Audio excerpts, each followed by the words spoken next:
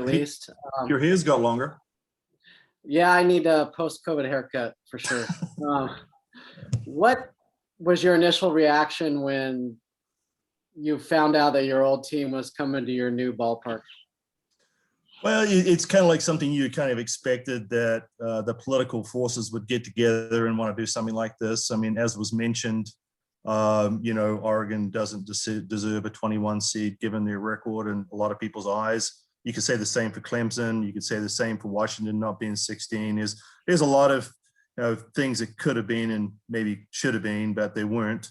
Definitely, you hope that politics doesn't take over sports. And unfortunately, you cannot say this wasn't politics. I don't know whose decision it was or what, but obviously it was somebody thought it was a good idea.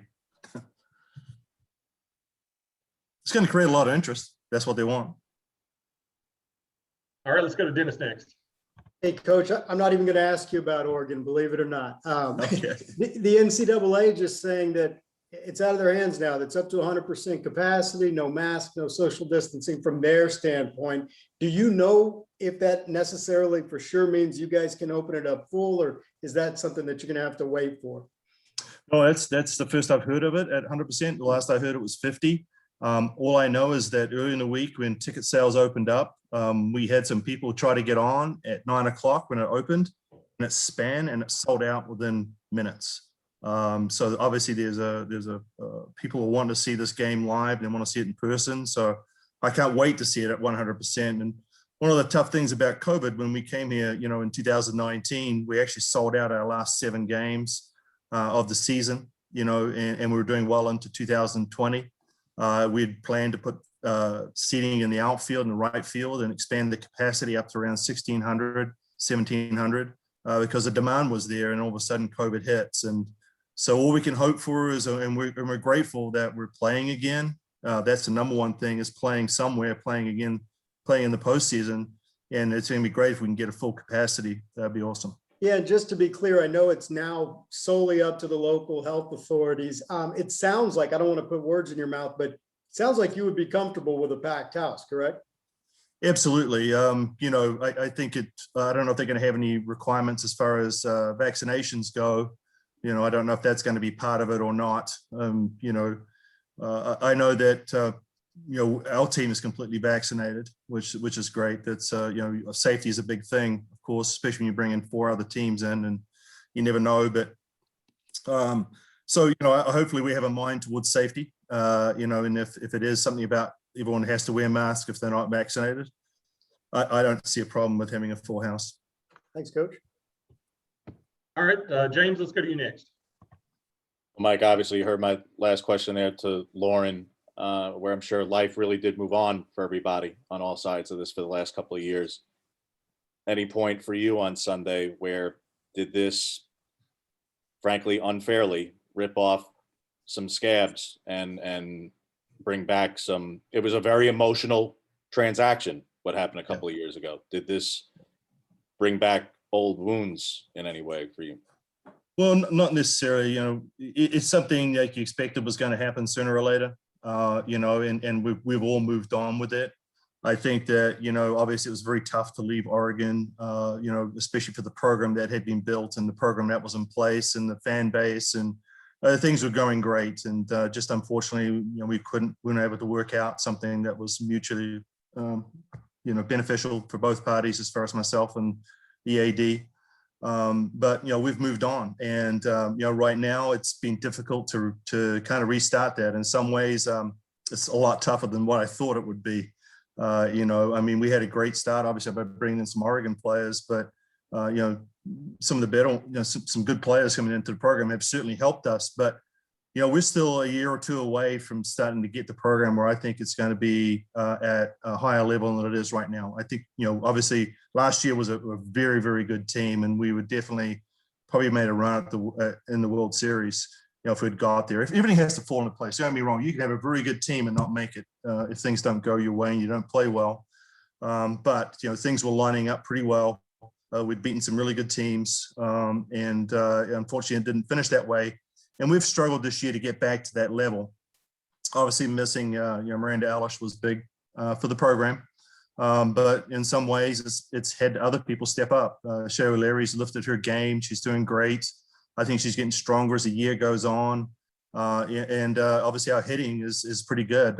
We're definitely in the top 10 in batting averages for teams. So, we will be a very dangerous team. Of course, we got to get past a tough regional. It's a very tough regional. All right, Rosner, let's go to you next.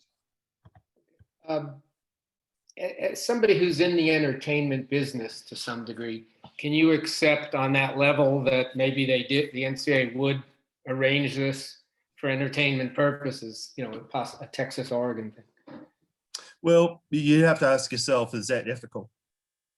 Is it ethical to put apart all the work that teams have done all year for the sake of drama or entertainment?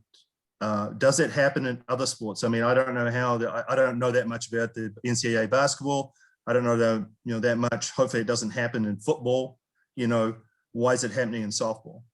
And if that is the case, then some people need to take a good, hard, long look at themselves on why they're selecting these matchups the way they do. I remember several years ago when we had UCLA come up to Oregon, and at that time, UCLA and Oregon were the top two teams in the Pac-12. Never before has an SEC 1-2 matched each other in the Supers. So there's been some political stuff happening all along the way. Minnesota wasn't in the top 16. I think they had 3 losses on the year. I mean, somebody needs to take a good, hard, long look at this, and it needs to be explained to some people. Thank you. All right, Eric Lopez, you're up next. Coach, obviously a lot of talk about Oregon, but there's 2 other strong teams in this regional. Texas State, Ricky Woodard would argue, hey, we should be a 2 seed, not a 3 seed. And then you got St. Francis to draw here, a team that's been to the NCAA tournament before, and maybe, according to the RPI, one of the strongest 4 seeds. This is one of the toughest regionals in general. What's your thoughts on St. Francis? Is you going to open with them? And of course, Texas State, who you've seen already. St. Francis, number 1 pitcher, has a .85 ERA.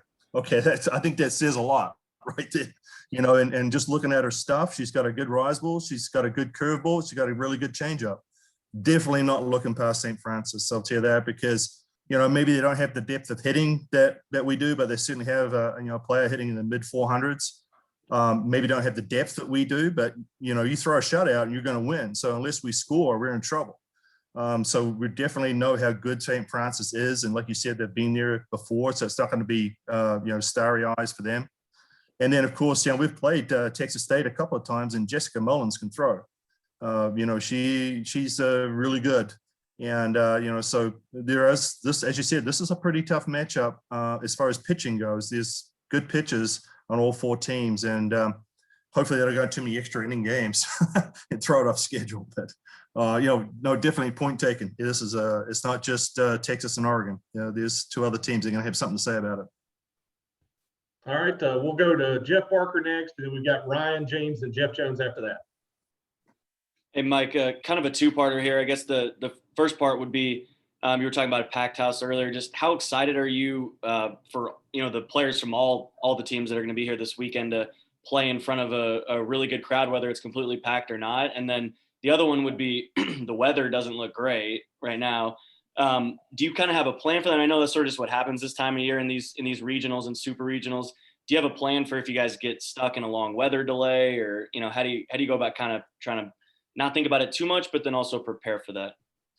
Yeah, I mean, a lot of it has been taken care of already as far as its weather delays. You have certain areas you need to go to get out of, because it's not just weather, it's lightning. It's not just rain. But the field here drains incredibly well, so I don't think that's going to be a problem. If it's not raining, we'll play. I definitely know that won't be an issue. We have really good ground crew here as well. But it's just a matter of waiting around and not knowing when you're playing and the uncertainty of it all. And then, of course, if I'm not mistaken, you're going to make sure you win those games, whatever games you do play. Because if the game gets shortened, if the tournament gets shortened, it's whoever's unbeaten and then the higher seed, right? As far as I know. Of course, you don't want to look at that, but it does play into what you do. You got to make sure you win those games. All right, Ryan, you're up next. Mike, you mentioned that Oregon and Texas both have to take care of business against good teams on Friday to even get to that matchup. But what's kind of your early take if it comes down to that on Oregon and what Melissa's tried to do in terms of rebuilding and what's going to be like to see, Haley Cruz, someone who wouldn't even be here if it wasn't for the super senior route that they're allowed to take, and just your early scouting report on Oregon if it comes down to that. Yeah, well, hey, there's no doubt. I mean, Missy's taken the approach of like football, get yourself a good quarterback and a lineman to protect the quarterback. And they've got really deep pitching staff. Obviously, that's the strength of their team without a doubt. And then they play good defense and they have enough players to score runs and they hold on. And truthfully, they've hit the ball really well all year. They've got good speed, athleticism. And they've got different people contributing all the time, but definitely the strength is their pitching. I mean, very deep. I mean, they've got, the lefty's throwing really nice, got great movement. Breedlove is throwing gas. I mean, I think she's hitting over 70 mile an hour. Same with Diaz. Diaz gets it up there. I mean, so they don't have a problem. If it comes down to playing 2 or 3 games in a day, I don't think it's going to bother Oregon too much. So that's definitely their strength. And, of course, several of the players on that team we recruited, before I left Oregon. So I know their capabilities and they're good. All right, James, go ahead. Mike, you're certainly as familiar with Haley's story as anybody. And she's most definitely not here if not for you taking a flyer on the recommendation of Kim Howard in the 11th hour before signing day and the like. As a player who has had as many wrenches thrown in her playing career as one can kind of have, and for this to really come full circle and potentially be playing you at the end of it. Yeah. What can you say to the player who you acquired days before signing day, and here we are 5 years later and this is the kind of season that she's having? Well, Haley's obviously, when Haley first came into the program, she didn't play a lot, but she learned a lot and she got better and she understood where she needed to get better. And now, she's one of the better players in the conference, if not the country. And she has a good arm. She has good understanding how to play the outfield. She's fast and she has a powerful bat. So she's really taken that next step into being one of the better players. And it's good to see, and she's happy. I mean, that's what I try to keep, I kind of follow Oregon just a little bit to see how some of the players are doing. You're always interested. It was a very tough call to talk to some of the players that are still there that I was leaving and the ones that were coming in that I was leaving. It's always the toughest call to make because they trust in you as a coach and you tell them you're going to be there and then all of a sudden you're not. So yeah, it's difficult, but nothing's guaranteed in coaching, right? And unfortunately we had to make a move but I am interested in how those players are doing and I know they're excellent. And, Haley's turned into quite the social media presence, right? She's taken that to another level. So it's pretty kind of cool on TikTok. So, yeah. All right, we'll go with Jeff Jones, and then we've got time for maybe 1 or 2 more before Coach needs to get to practice. Jeff, go ahead. Coach, speaking of the social media presence, Lauren told us kind of about the negative side of social media. And I know recently you talked to us about the psychology of athletes. Have you seen the toll that social media can take in a negative way on your athletes? Yes, I think so. I mean, everybody wants to be loved.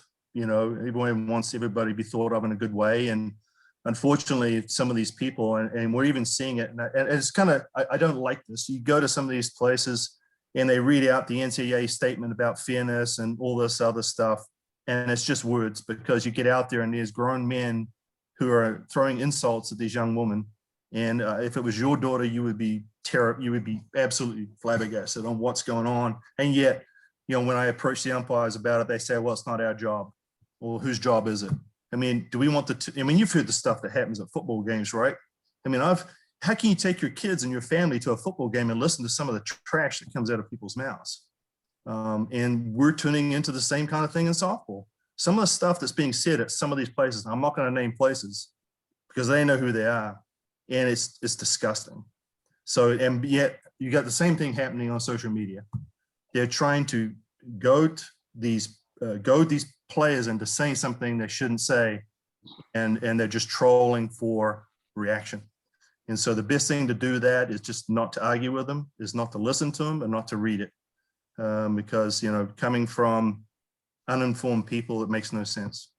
They don't know what's going on. They think they do, but they don't. So the Twitter blackout that your team is doing, it sounds like you are obviously in support of that. Do you know who kind of spearheaded that, and what does it mean to you? Well, I mentioned it in the team meeting that I think something we should think about. I didn't mandate it. I said that, our focus needs to be on playing the game and not on following these things, because you're not going to win those battles. And unfortunately, and here's the bad thing, like I said, I'm not saying all people out there are bad. I would say 95% of the people are great. They're good. They have nice things to say. But unfortunately, it's the 5% of the bad ones that say the most. And that is the issue, and unfortunately, these young women are not able to censor that out and understand that. They're doing it for a reason. Why does someone say something like that? They do it for a reason, to distract you and get you upset. Don't let them. You don't let them by not having a social media account and not reading it. Unfortunately, you miss out on the good stuff that's being said. But, we need to have our focus on playing softball this weekend and hopefully the following couple of weekends. All right, and with our time, James, I'll give you the last question. Mike, I'm not going to ask you to predict the weather. You asked about it before and touched on the nature of it's always the most important to win the first, and then obviously to stay in the winner's bracket and win the second, especially if it's condensed. How do you go about preparing a team and informing them of those things that you mentioned, and also based on the current forecast, the potential to be playing very, very late in the evening, even on Monday into Tuesday, where, the latest start time is 11 p.m. local, and based on the current projections, you can't rule that out. So how do you prepare a team to potentially have to wait all day for 4 solid days? Well, we talked about this yesterday. We had a sheet about controllables and uncontrollables, and I'm hoping on their one side of uncontrollables, weather's at the top. And, and we've been through that too. We started off the season where we had to cancel our first 2 weekends because of who has a freeze in Texas.